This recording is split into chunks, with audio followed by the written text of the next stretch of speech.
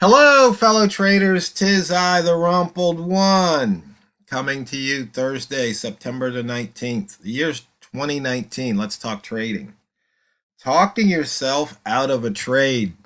Now, this is one of those look in the mirror moments. You don't have to let me know, but just be honest. I'm sure you've done that at least once, right? Probably you might need both hands, both feet, and maybe you might need to either borrow somebody else's hand and or feet to count the number of times you've talked yourself out of a trade. Question is, what's the real reason you talk yourself out of a trade? It probably is fear. You're afraid that even though all of your indicators line up, the setup's perfect, all you have to do is click the mouse, but you hold yourself back. You talk yourself out of that trade. And then, of course, as we all know, more times than not, it seems, that trade takes off in the direction you were going to enter and never looks back.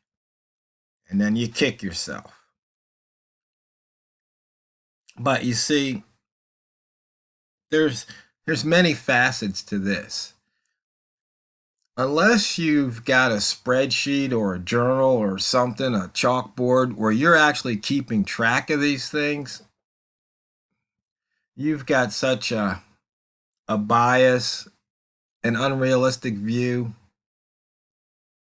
of what happens because, you remember the times that trade took off, but you don't remember how many times it tanked and went the opposite way that you were going to enter.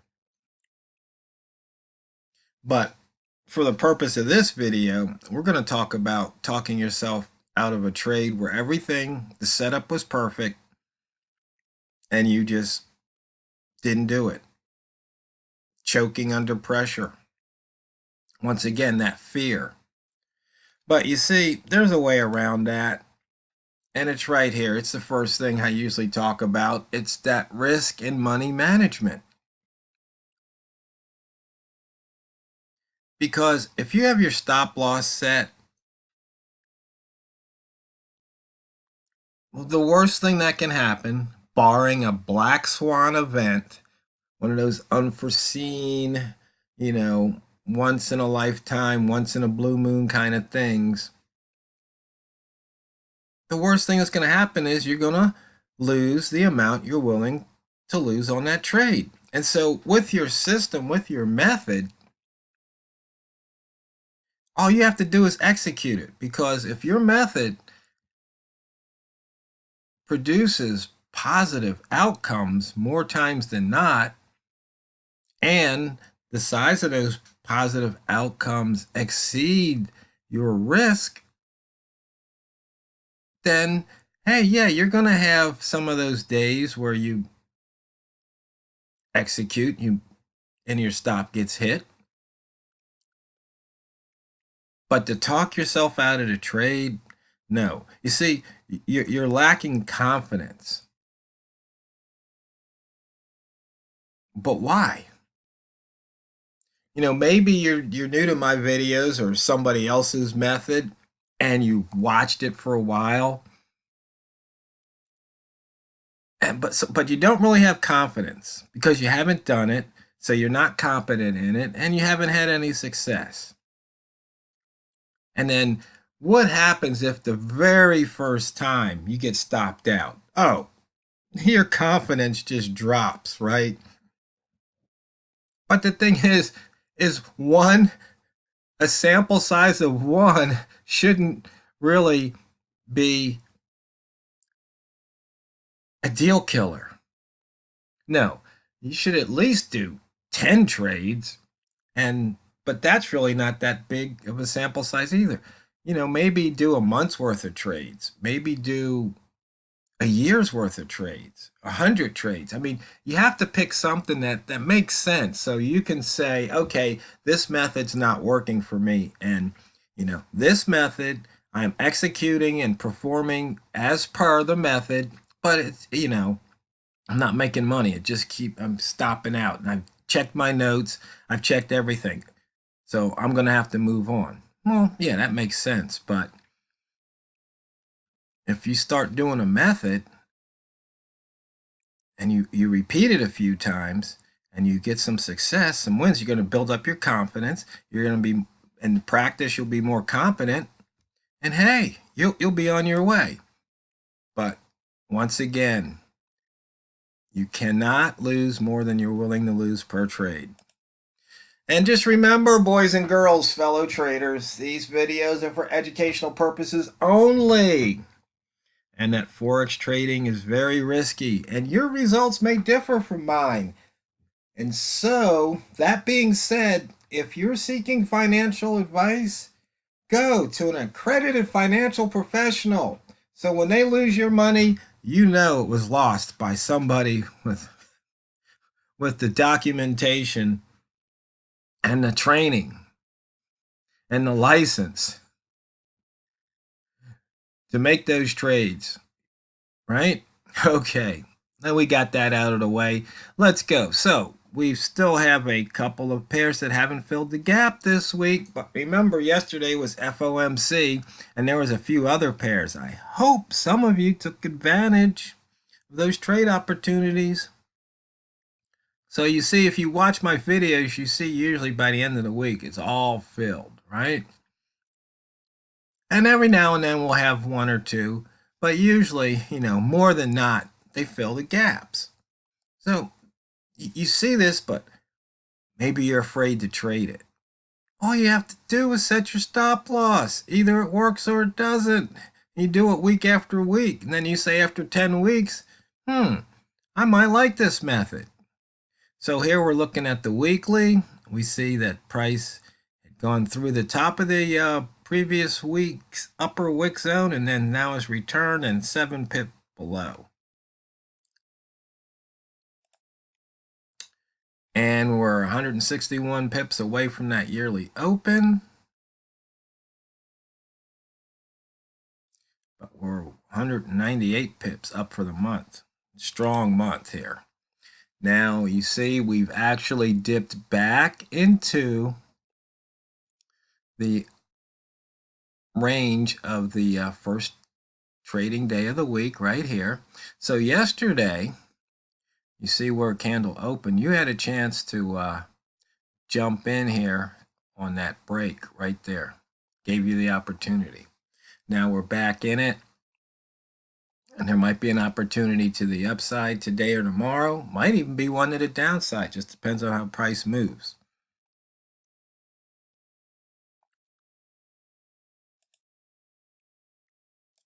And the first trading day of the month open, you can see right here, we crossed above June and July, but we fell back below. We're still above September.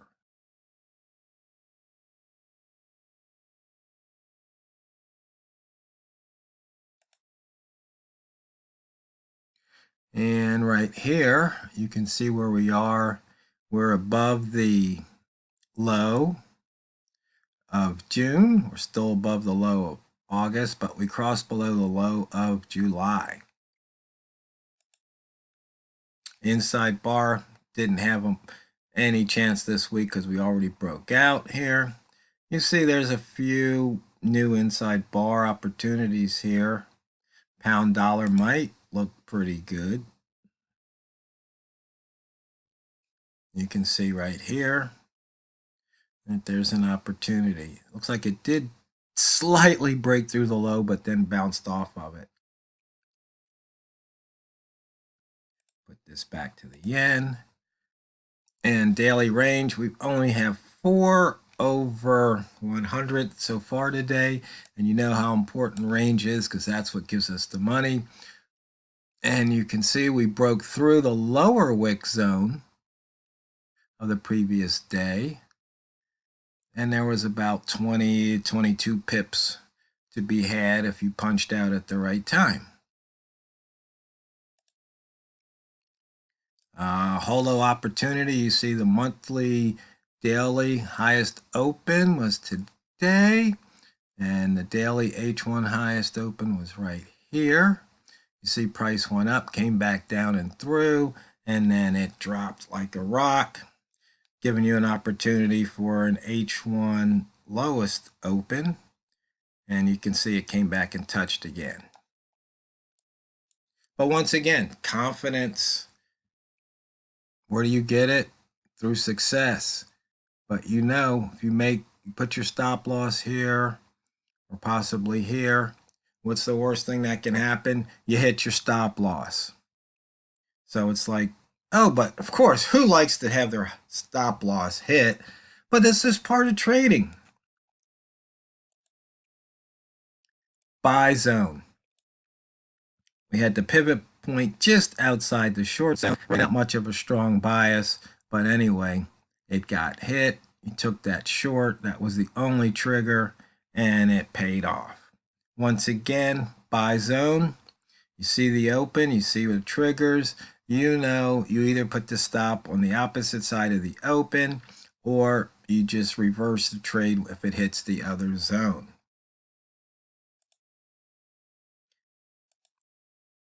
Rat zone, a bounce off of that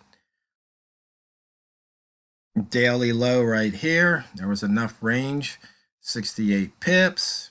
And just using the H1 candles, here you can see we had a red candle close, a green candle close. Price broke through the high of the previous green candle. If you jumped in, there was money to be made. And you can see here again, the same thing happened, and there was pips to be made. And this is using the H1. This is, so for those of you who can't spend a lot of time in front of the screen, you can look at H1, you know, and even trading a rat, you can look at H4, but the thing is with the H4, you probably won't be using a rat reversal just because of the size of the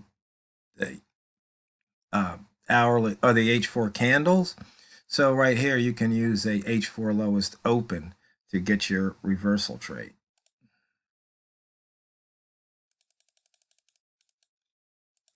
And here we go. Once again, we hit that pivot. We hit the pivot. We cleared up that pivot right there. So we have 3 missed pivots this month, all down here.